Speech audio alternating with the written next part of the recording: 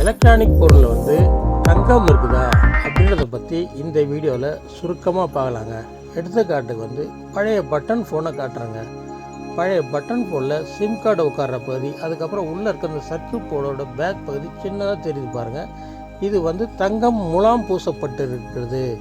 நிறைய பேர் வந்து நான் நேரடியாக தங்கம்னு சொல்கிற நினைப்பீங்க. நேரடியாக தங்கம் வந்து எதுலேயும் பயன்படுத்த முடியாதுங்க. தங்கம் முலாம் பூசப்பட்டுகிறது.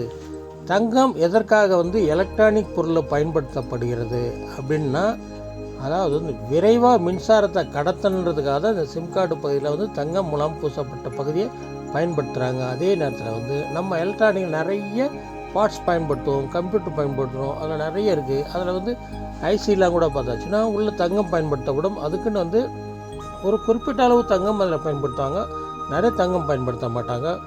அதனால் வேஸ்ட் உங்களுக்கு பயன்படாத ஓட்ட உடஞ்ச ஃபோன் தான் இது நம்ம போட்டுலாம் நினைக்க சொல்ல வந்து தாராளமாக வந்து, ஏன்னா வந்து இதில் வந்து நம்மளாம் வந்து பிரித்து நம்மளால் எளிதாக வந்து இதில் இருக்க தங்கத்தை எடுக்க முடியாது.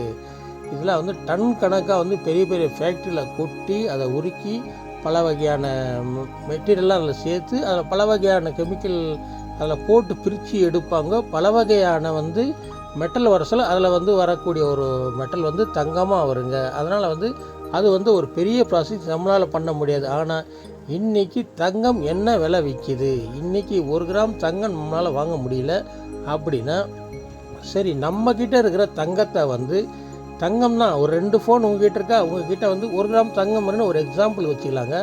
கரெக்டாக துல்லியமாக சொல்ல நான். அதனால் 1 கிராம் தங்கம் இன்றைக்கி என்ன விலை நினச்சி பாருங்கள். உங்ககிட்ட வந்து இது ஒரு 10 ரூபா 20 ரூபாய்க்கு போகிறத விட இது ஒரு சின்ன கவரில் ஓட்ட உடஞ்ச செல்ஃபோன் நீங்கள் ஒரு சுற்றி உங்கள் வீட்டில் ஒரு ஓரமாக வச்சிங்கன்னா உங்கள் வீட்டில் இருக்க தங்கத்தை நீங்கள் வெளியில் அனுப்பலை. 10 ரூபாய்க்கு 20 ரூபா ஆசைப்பட்டு நீங்கள் அதை வெளியில் போடல வச்சுருக்கீங்கன்னு அர்த்தம்.